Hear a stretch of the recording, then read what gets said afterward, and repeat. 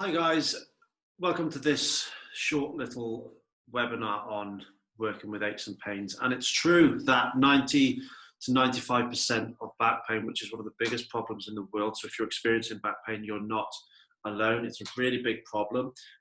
And one of the biggest challenges around it is that we don't have a really clear A plus B plus C equals D recipe for working with and explaining back pain, because it's often non-specific, and that can be frustrating for you. And it is important when we hear labels like a sensitized alarm system, which is what the diagnosis often is going to come down to when we have a pain diagnosis. And that's whether we're talking about shoulder, that's whether we're talking about back pain, neck pain, knee pain, persistent pain that's gone on for beyond 3 months, or the time frame that we'd expect tissue healing.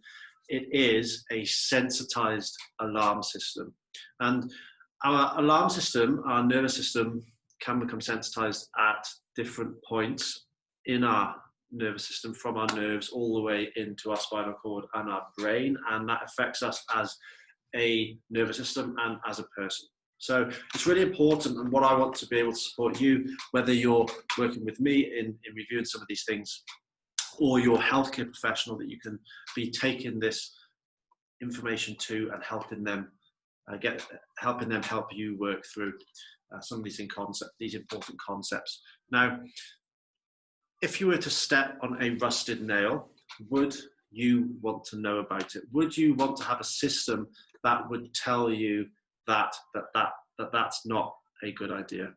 And what's the implications of stepping on a rusted nail? And when I ask people this, often the response will come back that it'll hurt, and that's potentially true. It might hurt, but then there's probably also scenarios where we could tread on a rusted nail and it wouldn't hurt.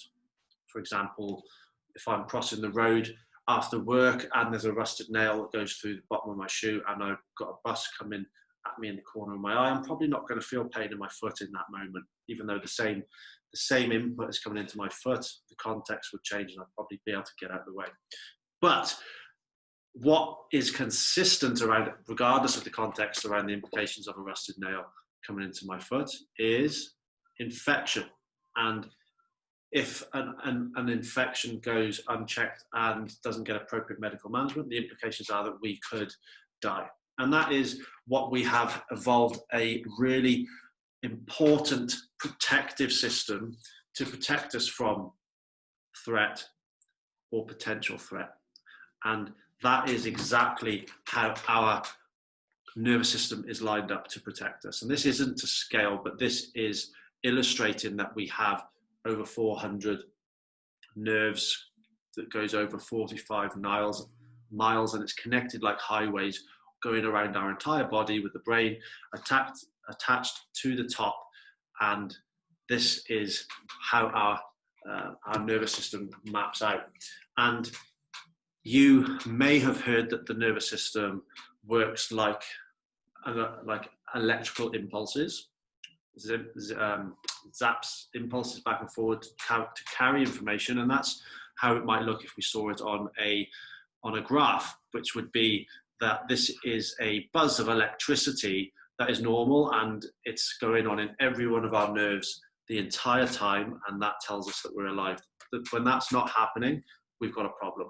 Okay, so your nerves and my nerves are all buzzing with a resting buzz, for at any point there would be a threat or a danger. And with the example with the foot, it's penetrated our skin and it has set off the alarm system. Something's trying to get into my body, then the resting buzz is going to increase up to a point, then it will send information up into my spinal cord, up to my brain, grab our attention, look down, do something about it. At this point, it is not pain, it is electrical impulses that are traveling into our nervous system, or danger messages. There's danger at my foot. Then, depending on the context, there's no bus coming towards me, I'll probably feel pain and pull my foot off it. And what should happen then is that we get appropriate management for infection, we rest it, we put a bandage around it, and then the buzz comes back down to the normal resting level, ready for the next time that my nervous system needs to protect me, whether it's treading on another nail or a piece of Lego or a nettle that's going to come past me, or another threat, someone punching me. I need something to be able to protect me. And that's what my nervous system is all about. But for whatever reason, and we're going to look at some of those, that 1 in 4 people, depending on the data, maybe even 1 in 3, 1 in 5, the resting buzz never come all the way back down to 0. It stays at a heightened level closer to the point where it sets off. And that is what we call, or how we visually try and describe what a sensitized nervous system might look like. It has become sensitized so that it takes less to be able to actually set off your alarm system to a threat. Okay, and that's really, really important, because that enables us, and it enables you to be able to say, well, I can see that before I come to see a healthcare professional, or before I started having pain, I had all of this scope for being able to do stuff, and today I'm able to do less of that stuff before I experience pain. Now you will have a series of things that are really personal to you that this pain or complaint is stopping you from doing. You're able to do less of it today than previously, and they might be bending down to put your shoes on. It might be lifting my shoulder up overhead, or to take my clothes off. It might be that I'm able to run less than I used to, because it's just that the pain in my knee comes on after about 3 miles, whereas I used to be able to do 7. You know, these are going to be really important things to be able to identify what we can do less of now, because these will ultimately be what your healthcare professional is able to then see as really important, meaningful goals for you to be able to say that I've got on top of this, I'm in charge, I've achieved the things that are really important to me. Because that is seldom the case that we can't achieve those functional goals again. There's not many situations where we have to say, I can't do that again. There is some more sports injury-based things. For example, I've got a history of shoulder dislocations, dislocated both sides twice, and had the full reconstructions to get back to playing when I was a rugby player. And in that instance, with an unstable shoulder, not so much painful, but clinically unstable, where it would dislocate, that was an example where I would be able to say, you know, how often is it going to be getting back and risking dislocating my shoulder in rugby again? How much longer does that outweigh the risks? And I ultimately decided after 5 to stop playing rugby. But when it comes to persistent pain and this, understanding this as an alarm system, that is often not the case, and we can get back to doing those things, but we need to know what they are. We need to write them down, and your healthcare professional needs to know what those are, because meaningful goals to you are going to be individual and personal, and that means that we can tailor and build towards those goals as part of working with you and helping you. Okay, you have an alarm system on the building that you're in now, or in the vehicle that you're in now, and that alarm system will be designed to tell you about something. You know, if you are in the house and the car alarm is going off outside, what is that telling you about? It's telling us about someone breaking in, there's a fire in the car, there's some threat, and we're going to attend to the threat, and we're going to go out and have a look, and there's no alarm, there's no person breaking in, there is no fire, the alarm has just gone off. And this happens over and over. Ultimately, we'll get to the point that we would realize that this is probably not an issue with the car. This is an issue with the alarm system on the car, and how we would manage and repair the alarm system is going to be different to how we would repair the broken door, or how we would repair the flat tires, which would be very much about taking and changing those parts. The alarm system is different, and that's really how we try and understand and see a sensitized alarm system with persistent aches and pains. Being able to see and reconceptualize pain as protecting me. And it's a good point here to stop and reflect on is pain a good or a bad thing? Because often when we've had pain, especially for a long period of time, our experience with it is negative. But when we look at people who are born with the inability to feel pain, and that does happen, those people don't live very long. They don't learn as children that touching a hot stove causes a burn and an infection and all of the implications and consequences of that. We don't learn that when we break our leg, we have to rest it, and the pain of trying to get going again makes us step back to be able to heal. Okay, so pain is all about protection, and it's a really positive thing because it's probably got us to where we are today. But just like wine or a beer, we can have too much of a good thing. And our alarm system has probably become oversensitive for whatever reason and is overprotective, which would lead you to the next question, in that, you know, you probably know someone who's had knee pain similar to you or back pain similar to you, and theirs just came and went without any further complications, and they just were able to get on with life. And why is that? You know, what's going on there? And the reality is with back pain in particular is that we will all experience back pain to more or less extent in our lives. It's very normal, and actually 80% of the time it will just get better on its own within 3 to 6 weeks, regardless of what we do. But like we showed with the sensitized image before, for whatever 1 in 4 people, it doesn't seem to come down and it stays sensitized and overprotective. And in these instances, it helps for us to be able to look at the literature and see particular trends or themes that run across people who seem to live with persistent pain. And these are some examples that may be relevant to you. They may all be relevant to you. None of them may be, but there may be a completely different set that is individual to you. But in the instance of back pain, you've probably seen someone about it in the past. And in fact, if you've had it for any period of time, you've probably seen multiple people. And if you've seen a physio, you might have been given some core strength exercises as a basis for, you need to stabilize your core. Maybe you've been told by a chiropractor that you need to have good alignment, and that's the reason for your back pain. Maybe you've seen your doctor and they told you it's because you're stressed, so take some medication.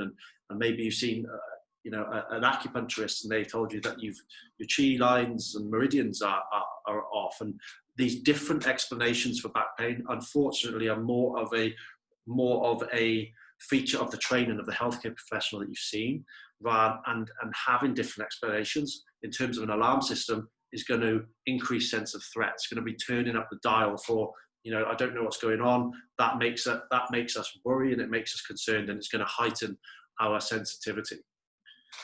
Job issues may or may not be relevant. You may have a person at work that you particularly don't get along with, and it's really, really dragging you down. You may hate your job. A lot of people I will work with, we spend so much time in our life at work, yet we hate work and we just live in to get to the weekend. And it's sometimes it's the complete opposite. People are out of work and they can't get a job, and that would be a factor for people. Having ongoing pain. Our nervous system is really good at doing what it does. Okay, so if it's a bit like training and practice, if we're always in pain, our nervous system gets better at producing pain, and we end up becoming, we can become more sensitized in that regard. We can become fearful and anxious. Anxiety and depression are really tightly associated with ongoing pain. Expectations of a positive outlook for 12 months' time is probably a really, really good indicator for whether we're going to have ongoing pain.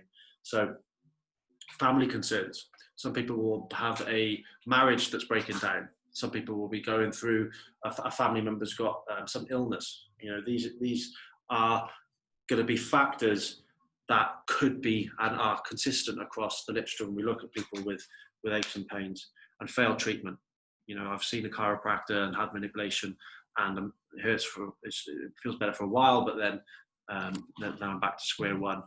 I've tried physiotherapy, they gave me some exercises, didn't work. Rehab doesn't work for me.